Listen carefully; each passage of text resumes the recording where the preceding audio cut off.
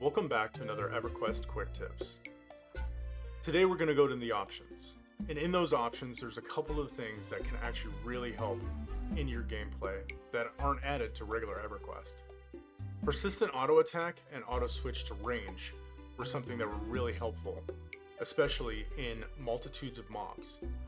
What that can entail is, if you have multiple of mobs, it'll keep attacking while it's still in combat, especially in melee. But let's say you get done with every single mob, but one is running. This one will go into your ranged attack, especially if you have a bow and arrow or a ranged throwing item, and continue to attack until it is dead. Just helps, especially if you have some mobs that are running, or if you have multitudes of mobs, because it's sometimes hard to target them all. One of the biggest ones though that I really found really helpful is going into the systems options. Now there's multitudes of options and you can select all of them and hover over them to see what you want to select, especially for your gameplay. But the biggest one that I noticed was going into systems and accessibility.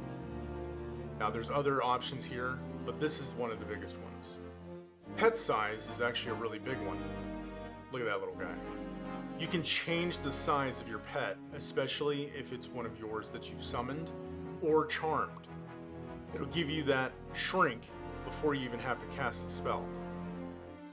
This actually helps, especially when you're doing a lot of fighting, but I always like it, especially when I'm charming mobs, because it'll auto shrink the one that I know that I've already charmed. Another helpful thing, especially with those charm pets, is that you can hit mark 1. And what that does is you can see, we'll put a little target ring around it.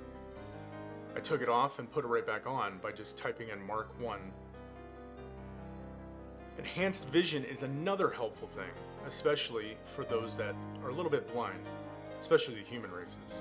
It's nighttime right now, and it does ruin the immersion a little bit, and it is a little bit darker.